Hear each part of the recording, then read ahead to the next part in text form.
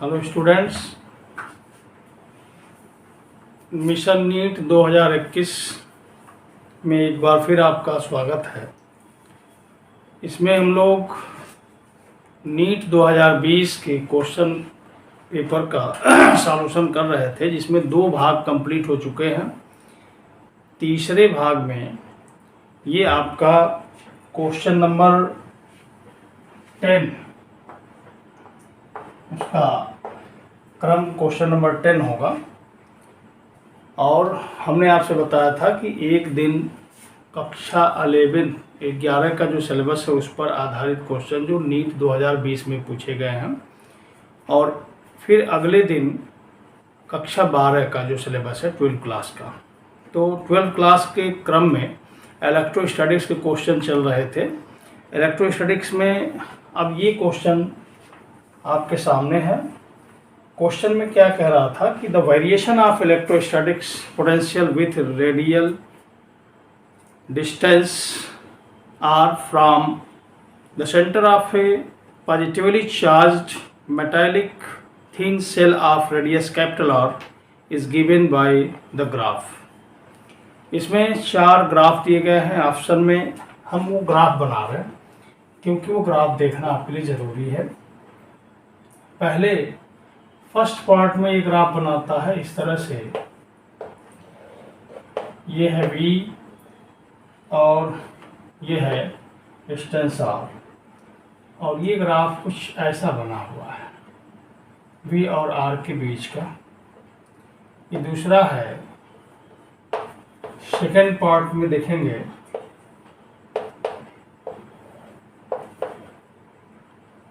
ये जो ग्राफ है कुछ इस तरह का।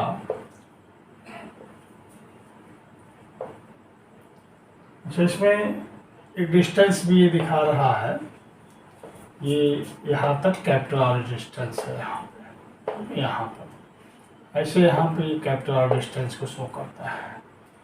थर्ड देखा जाए ये V है और ये R है। ये जो ग्राफ है कुछ इस तरह से है।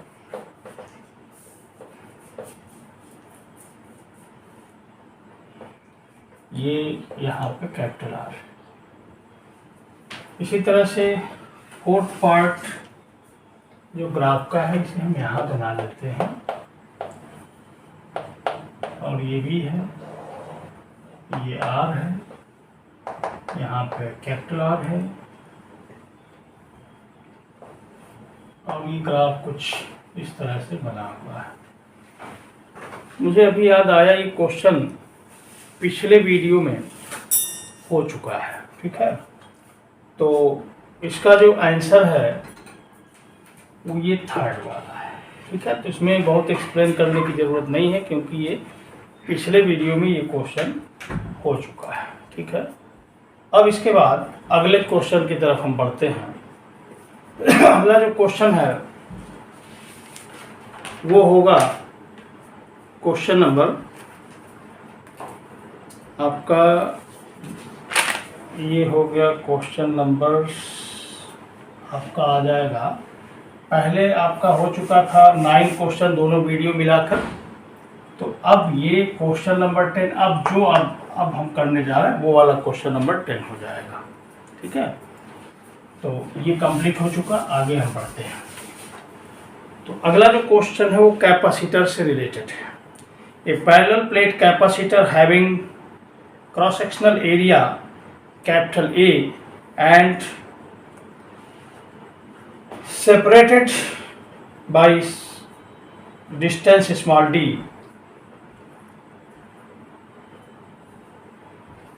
has air in between the plates. Now an insulating slab of same area but thickness d/2 is inserted between the plates as shown in figure, having dielectric constant K is equal to 4. The ratio of new capacitance to its original capacitance will be. तो जो option है इसमें दिए गए हैं, पहला है 4:1, second है इसका 2:1, थर्ड है 8:5, और फोर्थ है 6:5। डायग्राम जो बना हुआ है उसको देखें, ऐसे बना हुआ है। एक पैरेलल प्लेट कैपेसिटर है, यहाँ पर प्लेटों के बीच की जो दूरी है स्मॉल डी है। आधे दूरी तक इसमें भर दिया जाता है के डाइलेक्ट्रिक कांस्टेंट वाला कोई डाइलेक्ट्रिक सब्सटेंस, और ये कितने दूरी तक, आधे दूरी की, यानी d/2। क्लियर। भरने के बाद इसका जो कैपेसिटेंस C डैश है, इसकी वैल्यू कितनी हो जाती है, जबकि इसके पहले C दिया हुआ है। तो आपको पता है कि पैरेलल प्लेट कैपेसिटर के लिए जो कैपेसिटेंस का फार्मूला होता है C = ε0 A/d, जबकि उसके प्लेटों के बीच में एयर हो। ठीक है, ये चीज़ ध्यान रखें। तो एयर के कंडीशन में हम लोग मान लें कि ये C0 है, और जब इसमें डाइलेक्ट्रिक कांस्टेंट, डाइलेक्ट्रिक सब्सटेंस जब फील कर दिया गया, तब जो नया कैपेसिटेंस है उसको C मान लेते हैं। तो जब प्लेटों के बीच में कोई डाइलेक्ट्रिक सब्सटेंस भरा होता है तो उसका जो फार्मूला है वो ऐसे बन जाता है ε0 A/d - T/K।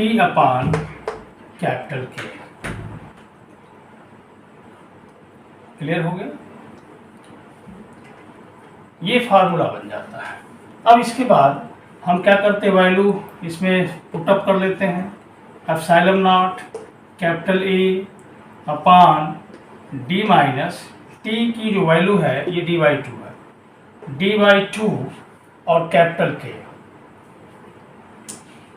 K की वैल्यू 4 है, तो यहाँ पे आ जाएगा 4। इस तरह से C की वैल्यू कितनी हो जाती है, ε0 A/, ये d/8 हो जाता है।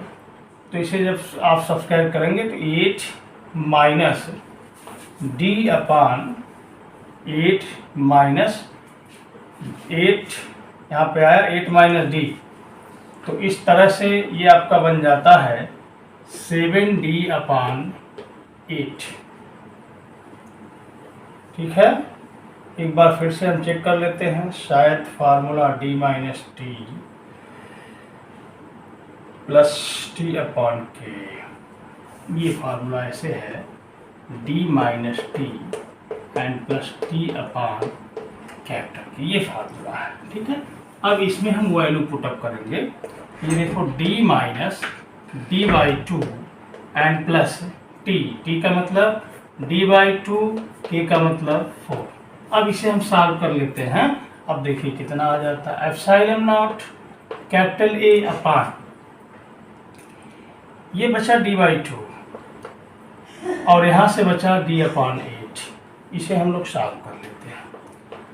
अगले स्टेप में ε0 A/, देखो जरा ध्यान दो, इन दोनों का एलसीएम 8 हो जाएगा, और यहाँ से आएगा 4d, क्लियर, और यहाँ से आएगा d।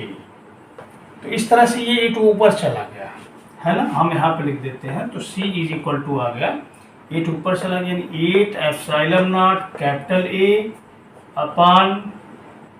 A/5d। ठीक है भाई, ये हो गया 5d। अब अगर आप ध्यान दें तो ये जो वैल्यू है, या हम ऐसे कर लेते हैं, इस क्वेश्चन में क्या पूछा है, देखा क्वेश्चन में ये पूछा कि new capacitance to its original capacitance ratio निकालना है, न्यू कैपेसिटेंस का ओरिजिनल। तो ये देखो ओरिजिनल हो गया और ये हो गया न्यू। तो C/C0 की वैल्यू पूछ रहा है, तो C की वैल्यू है ε0 A/d, और ये देखो ये क्या है 8/5। ठीक है, ये है आपका 8/5 ε0 A/d, और ये है आपका ε0 A/d।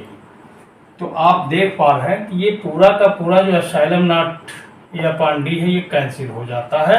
फाइनली आपके पास बचता है 8/5 यानी 8:5। इस तरह से ये आंसर हो जाता है। एक बार फिर से मैं बता दूं कि जो कैपेसिटर है, कैपेसिटर होता है उसमें 2 प्लेटें होती हैं, ठीक है।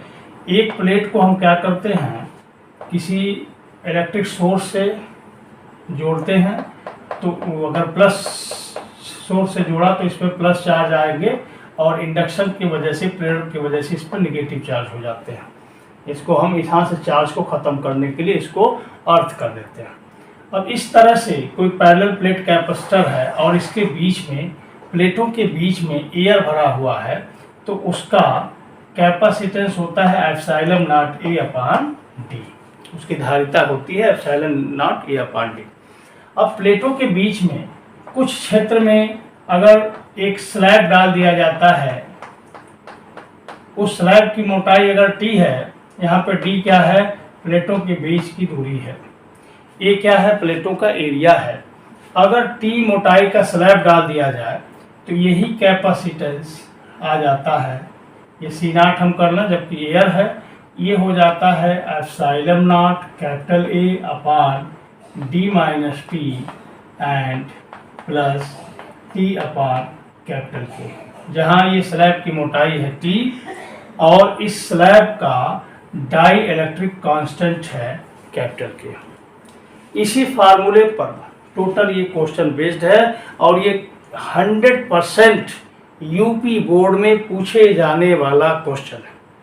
बाकी आप जैसा भी सोचें अलग मामला हो गया, लेकिन सच्चाई यही है। अब हम अगले क्वेश्चन की तरफ बढ़ते हैं। अगला क्वेश्चन आपके सामने है, उसे आप पढ़ा, उसमें देखिए क्या है। अब अगला जो क्वेश्चन है वो करंट इलेक्ट्रिसिटी का है। इसमें क्या है कि the equivalent resistance between A and B for the mesh shown in the figure is.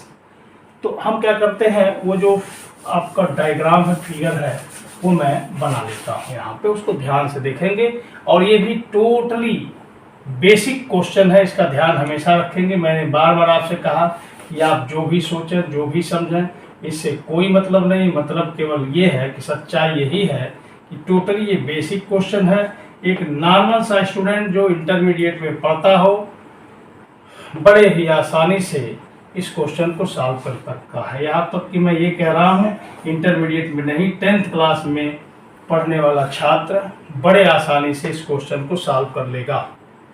ए और बी यहाँ पे बना हुआ है, 4 ओम, 8 ओम, 6 ओम, 4 ओम एंड 8 ओम। इसमें जो ऑप्शन है, ऑप्शन नंबर ए या 1 4.8 ओम, ऑप्शन नंबर 2 7.2 ओम, ऑप्शन नंबर 3 16 ओम, ऑप्शन नंबर 4 30 ओम। तो इसमें कुछ नहीं है, मैंने बताया ना कि एक 10th क्लास में पढ़ने वाला स्टूडेंट कर सकता है। ये दोनों इन सीरीज हैं, 4 और 8 12 हो गया, ये दोनों पैरेलल हैं। तो जब पैरेलल होगा, देखो ये दोनों मिलके कितना हुआ, ये दोनों मिलके कितना हुआ, ये दोनों मिलके हो गया 4 + 8, सीरीज वाला जानते होंगे, 4 + 8 ये 12 ओम हो गया, ठीक है। अब 12 वाला और ये किस कॉम्बिनेशन में है, पैरेलल कॉम्बिनेशन में है। पैरेलल कॉम्बिनेशन में अब इसकी वैल्यू निकालने के लिए तो 12 × 6/12 + 6, जरा सोच लो भाई। तो आपका आया 72 और ये आपका हो गया 80, आ गया 4, यानी अब तक इसके ऊपर ये पूरा का पूरा आपका 4 ओम हो गया। अब ये बचा, ये तीनों सीरीज में है। 4 + 4 कितना हो गया 8 एंड +8 कितना आया 16। ये क्वेश्चन है आपका। तो एक बार फिर मैं वही कहूँगा कि आप कुछ भी सोचें, लेकिन सच्चाई आपके सामने है, ठीक है। आगे हम बढ़ते हैं अगले क्वेश्चन की तरफ। अगला जो क्वेश्चन है यह भी करंट इलेक्ट्रिसिटी का है और ये भी एकदम बेस है, एक लाइन में सॉल्व होने वाला क्वेश्चन है। क्रम कौन सा बन रहा है, हमको लगता है ये 10, 11, 12 बन जाना चाहिए। तो ये 12 नंबर जो क्वेश्चन है आपका, 12 नहीं बल्कि 13 बनेगा, 13। For the circuit shown in figure, हाँ फिर से मैं फिगर बना देता हूँ। एक बैटरी है, फिर रेजिस्टेंस है, फिर एक बैटरी एक सेल है, फिर रेजिस्टेंस है, उसके बाद देखो इसके साथ में एक रेजिस्टेंस यहाँ पे है, ठीक है भाई, और यहाँ करंट आई फ्लो कर रहा है, इसी आई की वैल्यू पूछ रहा है।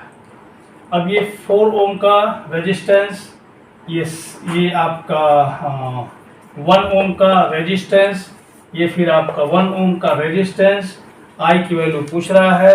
जो ऑप्शन दिया गया है, पहले ऑप्शन में दे रहा है 0.5 एम्पियर, दूसरे ऑप्शन में दे रहा है 0.75 एम्पियर, तीसरे ऑप्शन में दे रहा है 1 एम्पियर, चौथे ऑप्शन में दे रहा है 1.5 एम्पियर। ये है क्वेश्चन। देखो भाई, यहाँ पर हम सीधे सीधे किरचॉफ्स लॉ अप्लाई कर देंगे, ठीक है, किरचॉफ्स वोल्टेज लॉ, ठीक है।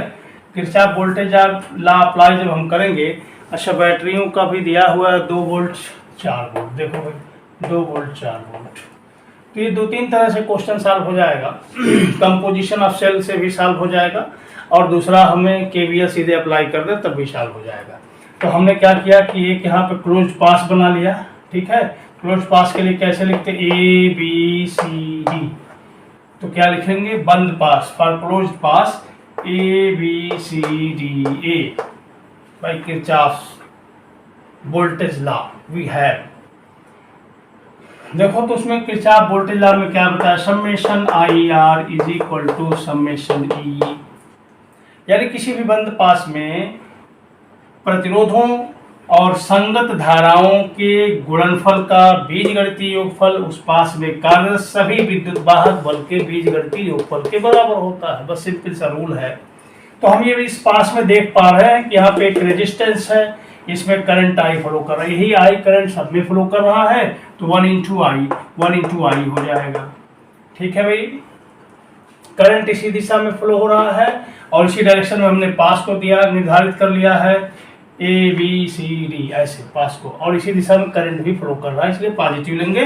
प्लस 1 इंटू आई फिर से हो गया, ये दूसरे वाले में इसमें भी हो गया। अब इसका नंबर है प्लस 4 इंटू आई। अब कोई भी रेजिस्टेंस इसमें नहीं है, अब लिखेंगे इक्वल टू समेशन E, यानी जितने विद्युत वाहक बल हैं, EMF है, तो EMF को अगर प्लस से माइनस की तरफ पास का डायरेक्शन आता है तो इसके वोल्टेज को हम प्लस लेते हैं, तो ये +4 हो गया, ये +2 हो गया। ऐसे केस में ऐड करो 1i 2i एंड 4 6i हुआ कि नहीं हुआ, 6i is equal to 4 + 2 this is 6, i is equal to 1 ampere. यही क्वेश्चन है, आप कुछ भी सोचे कुछ भी समझे, आपके सामने सच्चाई है। तो इस तरह से 13 नंबर क्वेश्चन हो गया। इसके बाद आगे हम बढ़ते हैं क्वेश्चन नंबर 15। यह भी क्वेश्चन करंट इलेक्ट्रिसिटी का भी है, ठीक है, उसी चैप्टर से रिलेटेड ये भी क्वेश्चन है। देखें इसमें क्या है कि 2 solid conductors are made up of same material, have same length and same resistance. One of them has a circular cross section of area A1 and other has A2, ratio A1/A2। तो ये देखो इसमें जो option दिया है 2 है, second option 1.5 है, third option 1 है, फोर्थ ऑप्शन 0.8 है। बहुत सिंपल सा क्वेश्चन है। ये रेजिस्टेंस के फार्मूले पर R is equal to rho into L/A, ये है रेजिस्टेंस का फार्मूला, जिसमें यह जो कंडक्टर है, ऐसे कंडक्टर मान लो कोई है इस तरह से, ये सर्कुलर क्रॉस सेक्शनल एरिया है A, इसका लेंथ है L, ठीक है भाई, और इसका रेजिस्टेंस है R, और इसका स्पेसिफिक रेजिस्टेंस है रो। मटेरियल सेम होने पर स्पेसिफिक रेजिस्टेंस भी सेम हो जाता है। इस क्वेश्चन में क्या क्या कह रहा, for first conductor R1 is equal to L1, same length है तो L ही लिखेंगे, सेम मटेरियल है तो रो ही लिखेंगे, लेकिन क्रॉस सेक्शनल एरिया A1 है तो A1 लिखेंगे। इसी तरह से R2 is equal to rho, length वही है, एरिया चेंज हो रहा है A2। अब आपसे कहा है कि R1 is equal to R2 also, In this case, rho L upon A1 is equal to rho L upon A2। आप देख पा रहे हैं क्या होने वाला है, रो से रो कैंसिल, एल से एल कैंसिल, या यहाँ से क्या आया, A1 upon A2, this is equal to 1।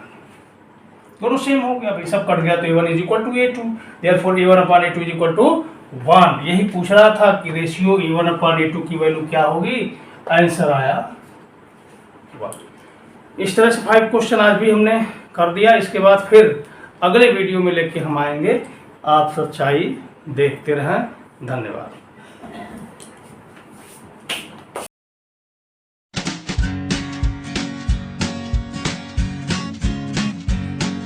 The Pope takes a poop and